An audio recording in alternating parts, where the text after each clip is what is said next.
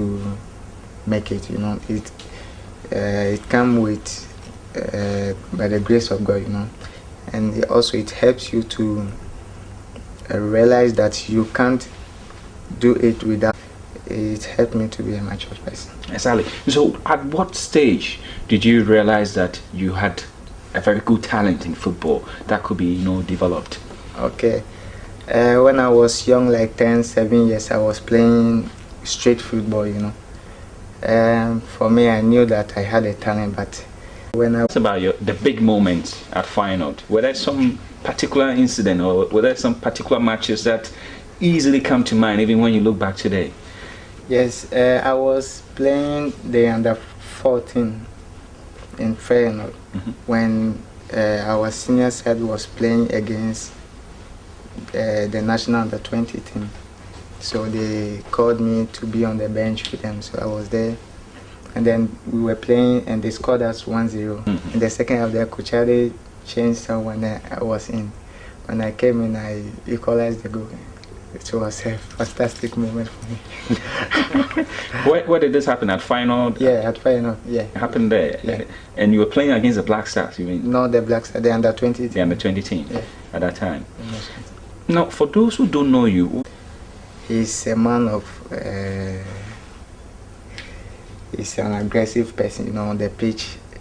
And he likes players who are aggressive, skillful, and really want to work hard. And he has been speaking with us every time. You always have to work hard if you want to play. So we also go to beach. I have some situation, then I have to go back home, there. I think he's Canadian, but he basically based in Portugal. So he saw me and he said, "Oh, I want this guy and I want him to go to Portugal." I trained with them 3 days and then they gave me 6 months. They gave me 6 months contract. Yeah. I mean, how did he feel that the announcement was, made? I was very happy, to play FC Porto, one of the best clubs in Portugal, and it's not easy. But this is what has happened, So I was really excited about it. How, when did this happen? About 2, 3 years ago? Yeah, 2.5 years ago. 2.5 years ago. And so basically you've been at Porto all those while after that. Yeah. And how difficult is it, to adjust to the system? Because first, the language, the weather and all that. How did you adjust? For the weather, it wasn't easy for me. I was really cold. And for the language, when I went there, they started speaking Portuguese with me. Something that I love when players play. I want to play the national team also. So when I went to Portugal, this was what was in my mind, to play the national team, to play for my country, to defend my nation every time. So I said, no, then I have to play for the national team. So when I was called for the national, excited. Really excited. Yes. And you got into the team. I mean, so it means basically you've been following the exploits of the team. Yeah. And how did you think when we were knocked out by Uruguay at the World Cup?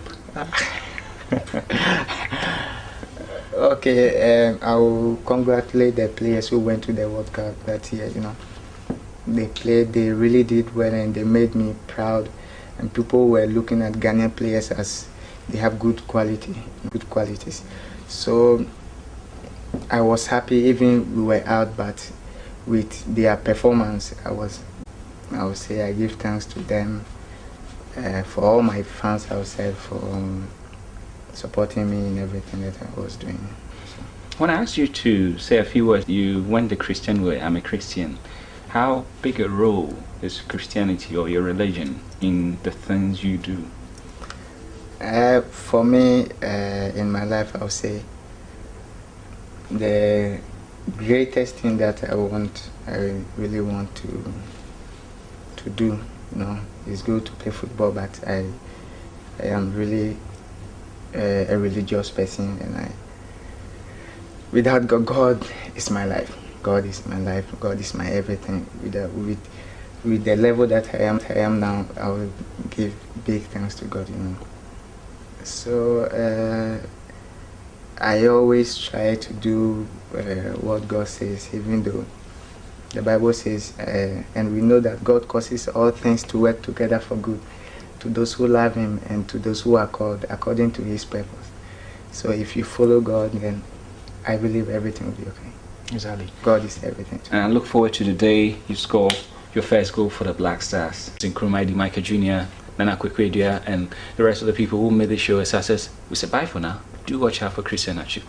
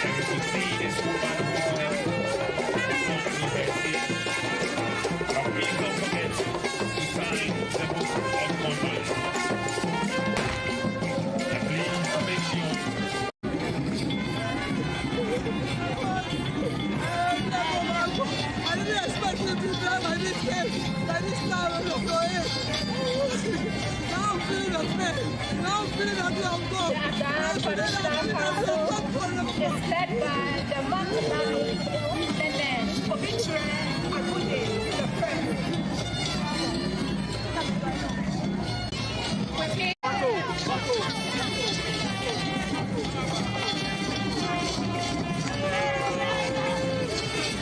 Traditional Council as a representative,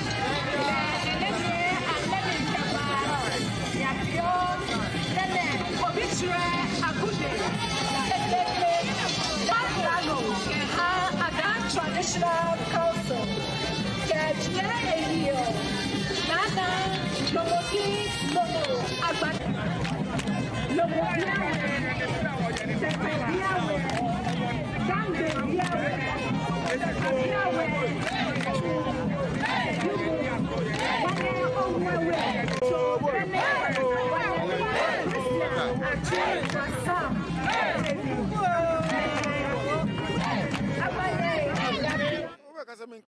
Christian Atsu na bia na ka wo ma me be 2 days na mo dia kai no me kai Christian Atsu as a player of Brekum Chelsea for 2 days. You was wow, yes. And that me lady my to Atsu me na me tue scan my yati and o kire me say the Bema. Then was within 6 months, or so Atsu go out. So I'm called out there. No contract, no call, no fun. We call out there, meet you, Sikama. Which me register Atsu, when me, the card come out, coach is you at Chusa. I'm so no problem. You call pre-season was second D, that's Friday. And I'm arranging match between Atsu's club, Cheetah, against Brekum Chelsea, and Atsu Boma Cheetah, and Atsu Bay Passa. Coach, and say Polak. I said, Nana, can I get this player? And I said, I gave it to you, but I didn't like it. I said, wow. And you can't so find him. And I took call, and I let her buy. I said, I'm basing Copoto. And secondly, Atsu me call AFCON 2017. Others, I had that at the other person. George Free, I don't know, I'm calling. And others, and for sir, Omunya way. And in this case, no, I say, "Uni per diem, no problem." Because that Jordan wants, I hope so. I see, made it. Good. Then when I left, Atsu came to me. Then he gave me $500. Yes, I think he heard what went on. Or the buyer, Wakasu, Fatao, the money was coming like water. And Atsu, Echo Porto, no. Because me share the clip be yate frame me say we check link we me check a link na Atsu go tournament and me dey be chire kwesi apia ne Milo say them were African origin and me go chire kwesi apia ne Milo say this is Atsu, a Ghanaian, I know him. So following year kwesi apia be coach on his own Okofaro and kwesi apia discover Atsu, that is what how the whole thing went. Good. Until Atsu as a player throughout his life, man, to say Atsu I say, awari mu, impratri mu, edidie mu, ejume mu, ball mu, ni amunum sa Atsu ya ne say, and chero atwe phone, no a video. Oni Wakasu, oni Franka Champon, oni Asamoah Gyan, anybody that comes Atsu's way, no, Atsu no be video, never create laughter, humor. Atsu any baby say, oh yeah, dear my way. On person will be make I'm rich show. I don't catch one say moon nim no be the video free about here qua and I'm off when you know fast up we are say Nipebia or yeah the Pebia Nipebia God to have purpose for everybody. Who by we are you if you ask until you see young family I mean young our brother is late. Although he's out of sight, but forever in our heart. Ladies and gentlemen, please don't forget on the 17th of March, right at the forecourt of the State House, we are going to witness the final funeral rites of our brother, the late Christian Atsu Chasa. Media Forina,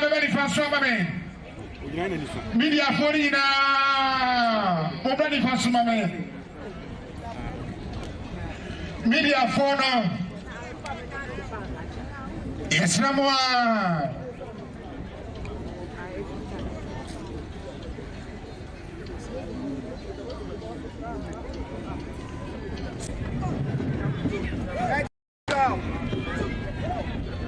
And there comes the sister of the late Christian Atsu Chasa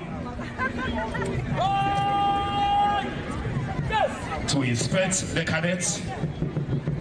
And ladies and gentlemen, I've been told after this, they will take leave of us. Thank you very much, Fortin T.I. Almas, to the head of the school, PTA and cadet. Thank you.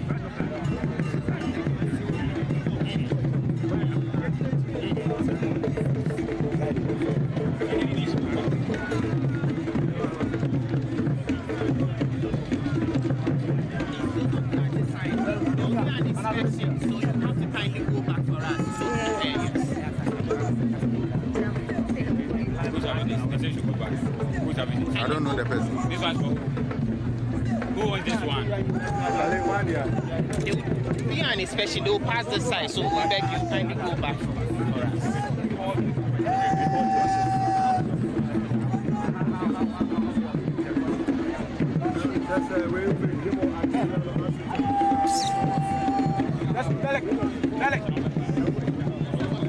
we are going to have the assistant headmaster academic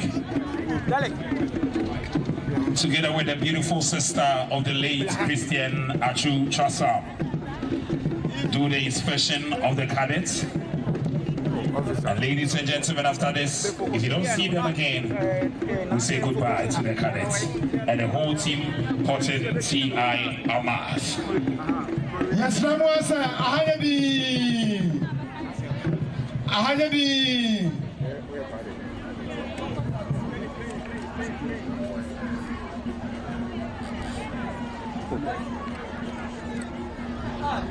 Do the cancer.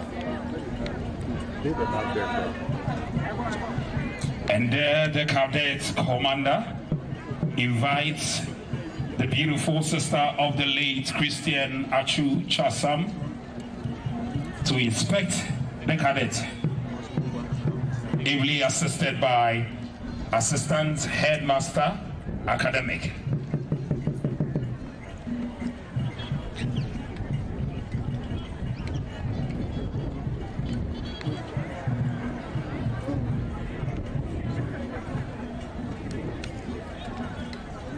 Yes, Ramosa, Ahayabi.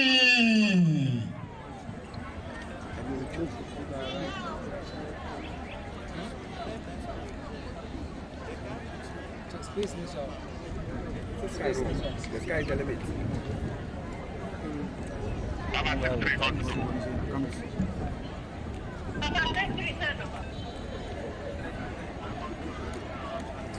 Christian Atuniaba. Achupi, any assistant headmaster of T.I. Amadia Senior High, Poti Anasabe, I'm inspecting guard of honor no.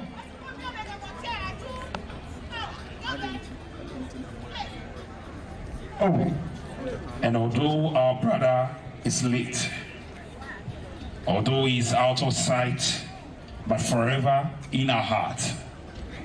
Ladies and gentlemen, please don't forget on the 17th of March, right at the forecourt of the State House, we are going to witness the final funeral rites of our brother, the late Christian Atsu Chasa. Media Forina,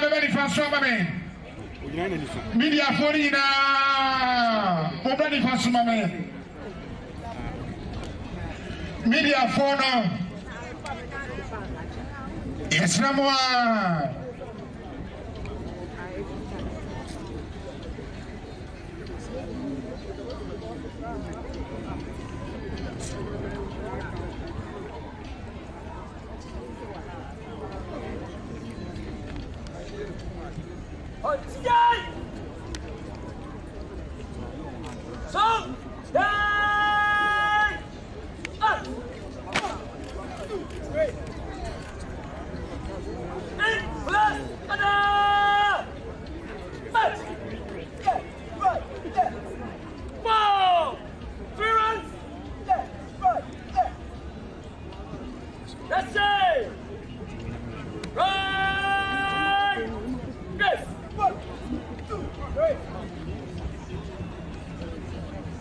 And then we say, rest in perfect peace, Christian Atsu Chasa. Your legacy lives on.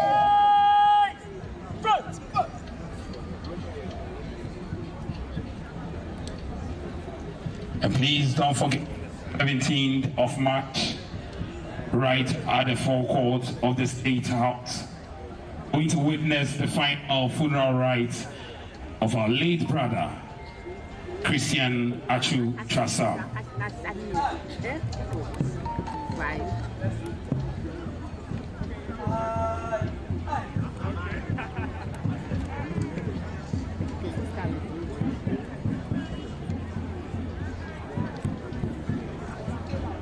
And truly the tree that provided shade for many has now fallen. Christian Atsu Chasa.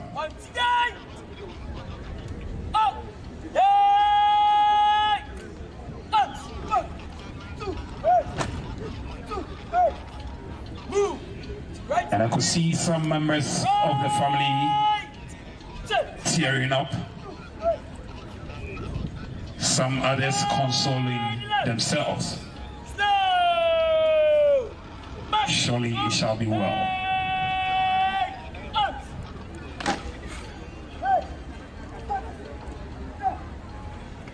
It is well. On the right.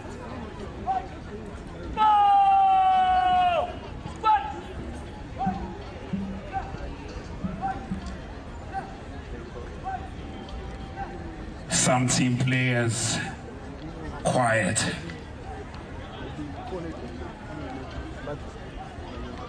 Witnessing this sorrowful moment of the late Christian Atsu.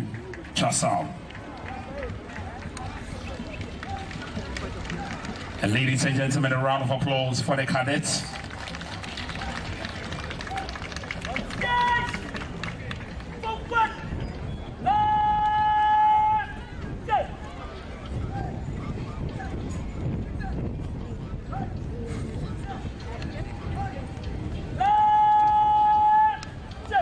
Any day more, Nyankopon Eya Doma on the 17th of March, right at the forecourt of the State House. Ana yebebo modia na iyaye eyino. Eno nti mesrewa ya no wahye ne nson. Na wabo modia se obema adwo nyina ate ana ehunu.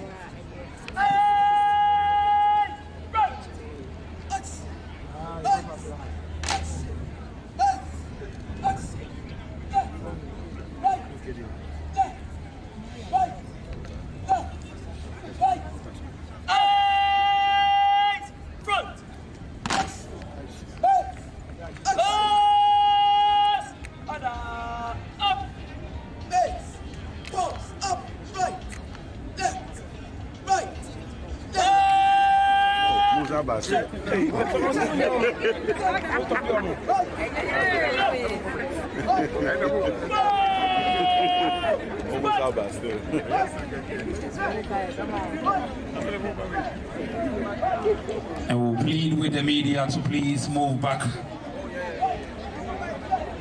Thank you.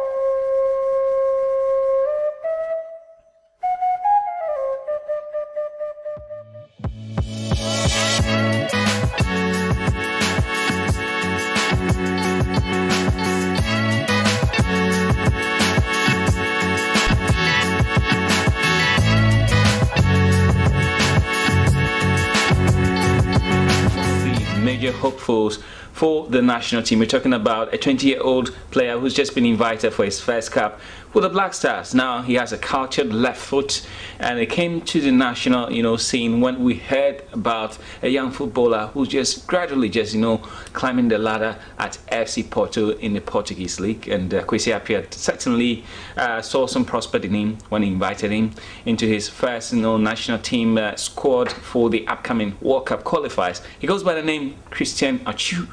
You want to find out a little bit more about him. He will tell us where he grew up, the clubs he played for in Ghana, what really made him enter, the football, career realms, and what he expects to achieve in the years that will be, coming ahead of him. We need to go for a commercial break. When we come back, my guest on Reveal today is Christian Atsu. Most welcome back to Revealed again. My guest is Christian Atsu. Now, Revealed is certainly the platform where we talk about our sports heroes, and today we talk about some of the young potentials who could make it to the national team, and is already making headlines in the Portuguese league. Thank you very much, Christian Atsu, for joining us on this program. Thank you. And how are you doing? I'm okay. What is with the hairstyle here? It's my new style. It's a new style. Yeah. What is it called? In Ghana they call it Pemi or something like that. Pemi. Anyway, let's talk about you. People want to know who Christian Atsu is. Where did you grow up? I grew up in Medina with my parents and brothers. I have 6 brothers and 4 sisters in my family. Settling life wasn't easy in Medina, but by God's grace, I made it through. Yeah. 6 brothers? Yeah, 6 brothers. And how many sisters? 4. And where on the ladder are you? Are you the least, the last one? Yes, I'm the least. Kitri. I'm a twin. Yeah. You're a twin. Yeah. Okay. Well, you told us about life not being easy. Tell us about how you started up with 10 siblings. Yeah. Exactly. Tell us a little bit more about your family. Okay. There are some in Koko. I have some in Adam, and I'm staying here with my brother and my twin sister. So did you have everything in place for you when you were growing up? Was it difficult, schooling and all that? Yeah, of course. I had difficulties in life. At times going to school with money was even difficult, But I give thanks to my parents for encouraging me in everything that I was doing. I even sold some things in the market, Medina market.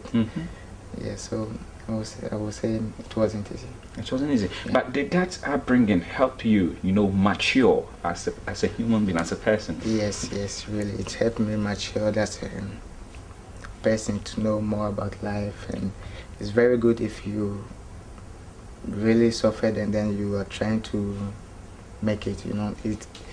It comes with by the grace of God, and also it helps you to realize that you can't do it without someone. So I would say yes, it helped me to be a mature person. Exactly. So at what stage did you realize that you had a very good talent in football that could be developed? Okay, when I was young, like 7 years, I was playing street football.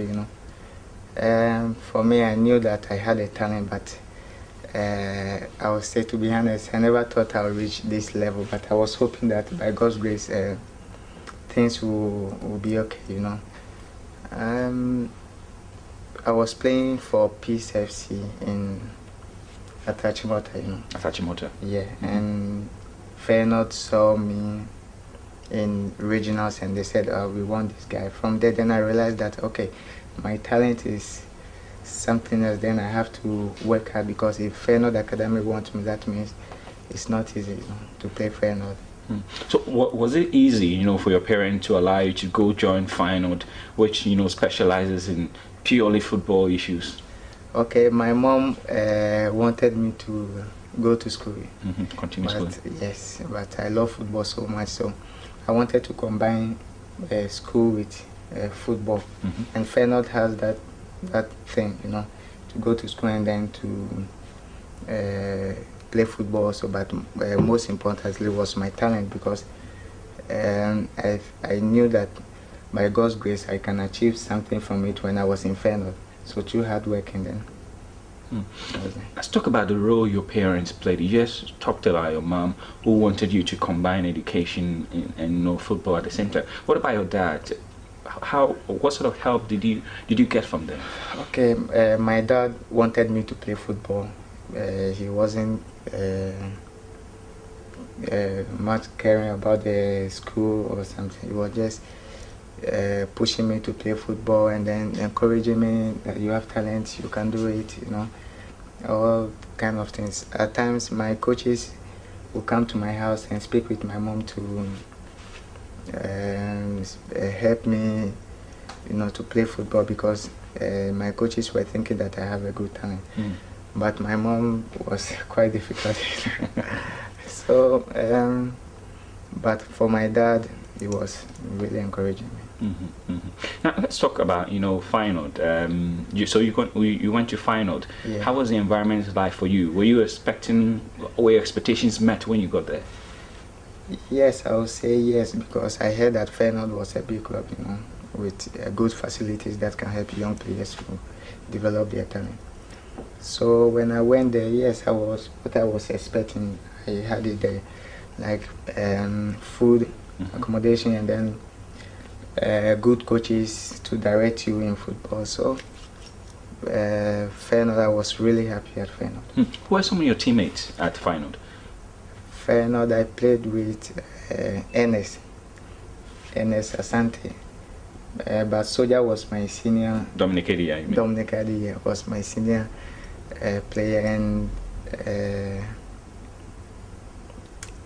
how do we call him? McCarthy was my senior too, and Harrison Affo. Harrison Affo. That's the name you were trying to get. Exactly. Who are your close friends at that time? Close friends. I have a guy playing. He's still playing Feyenoord, Joseph Amwa, and then Daniel Sabote. But they are still at the camp. They were my close friends. How did they help you, to develop that talent? For my friends, we sometimes in the night we go out to sit and then we speak about our lives. We came from a difficult situation and we moved to Feyenoord. That wasn't easy. So we were trying to say, we have talent, because it is not easy to make it in Feyenoord. So then we have to continue working hard. So from this, my friends were encouraging. We were encouraging each other. Now tell us about the big moments at Feyenoord. Were there some particular incident or were there some particular matches that easily come to mind even when you look back today? Yes, I was playing the under 14 in Feyenoord when our senior side was playing against the national under 20 team. So they called me to be on the bench with them, so I was there. And then we were playing and they scored us 1-0. In the second half, their coach had changed someone I was in. When I came in, I equalized the goal. It was a fantastic moment for me. Where did this happen? At Feyenoord? Yeah, at Feyenoord, yeah. It happened there? Yeah. And you were playing against the Black Stars, you mean? No, the Black Stars, the under 20 team. The under 20 team, yeah. At that time. Now, for those who don't know you, what sort of player are you? A midfielder, a defender? Okay. Which of the 2 feet really works for you? I'm a left-footed player. I play in the midfield. I'm a fast guy and I have good technique, good control on the ball, and also good passing.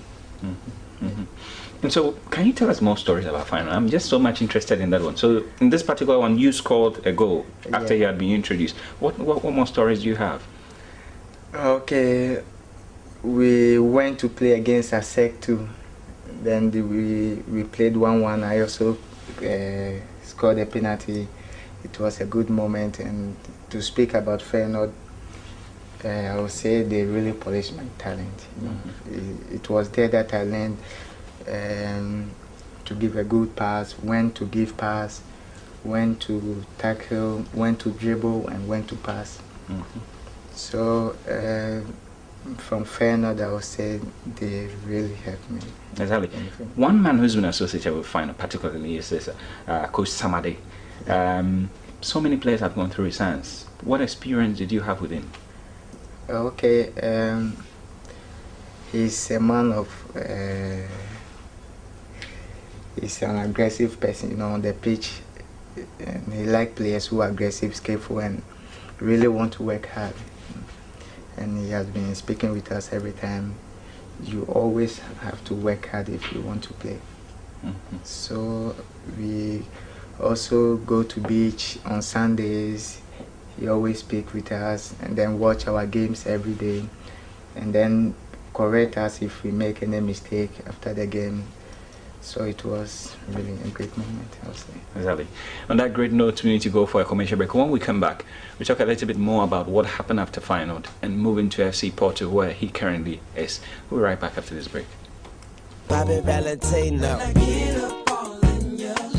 Most welcome back again. My guest on Reveal is Christian Atsu. I'm enjoying the story and I hope you certainly are too.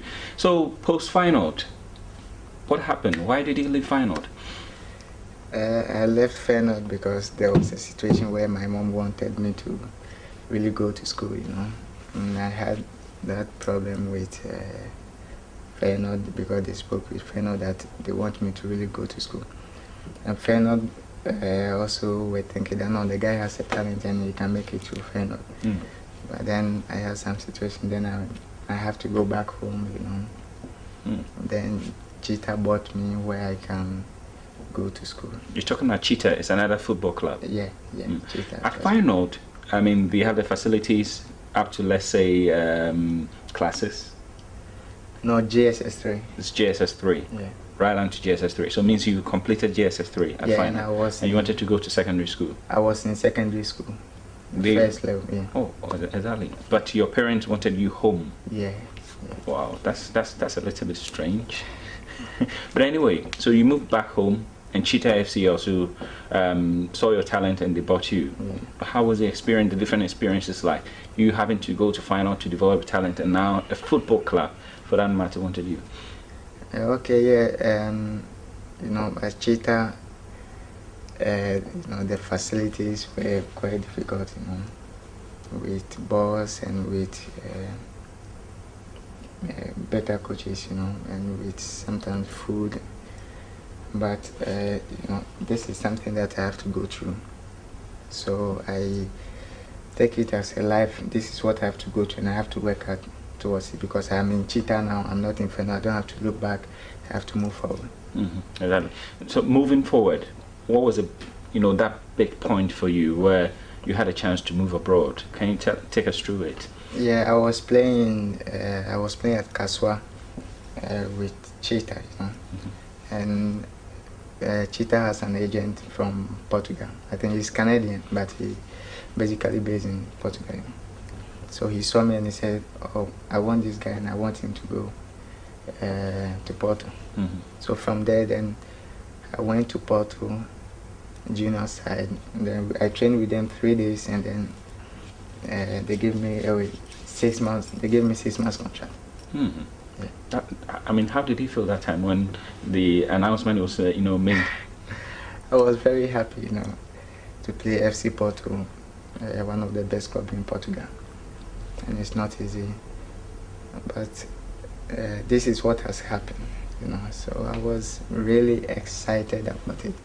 How, when did this happen? About 2 years or 3 years ago? Yeah, 2.5 years ago. 2.5 years ago. And so basically you've been at Porto all those while after that. Yeah. And how difficult is it, to adjust to the system? Because first, the language, the weather, and all that. How did you adjust? For the weather, it wasn't easy for me. I was really cold. And for the language, when I went there, they started speaking Portuguese with me. They said, you have to learn Portuguese. So when I said, okay, yeah, I'm in Portugal, then I have to learn Portuguese. But they have some people who speak English and also Portuguese. So sometimes they translate to me if I can't understand it. So you can speak the language now? Yes, I understand. Can you just give us a brief one sentence? It's really interesting to hear you speak. Okay. Perhaps I have to ask a question. Also Christian. Also Christian. What's that? I'm Christian. You're Christian. Yeah. Anyway, so obviously you were then at Porto. You wanted to get to the top, ranks, and the opportunity came when you trained with the first team. That is when we all got to know about a certain Christian Atsu in Portugal. How did that happen for you? I played in the junior team of FC Porto 2 years. My first season wasn't easy. I had some injuries, so we couldn't win the Portuguese league for the junior side. Then my next season, we won the league, and I was most valuable player. So they called me for their last game in the senior side, their last game against Maritimo. And I went and sat on the bench, but I didn't itching to go. But it just didn't come. Yes. sometimes, I mean, they keep on saying you have to be patient and wait for your time. But, you know, at other times, for young players like you, with the blood, everything just right there, hoping to go, how are you able to handle yourselves? Okay, because I wanted to play football. I love football. I really do love football. So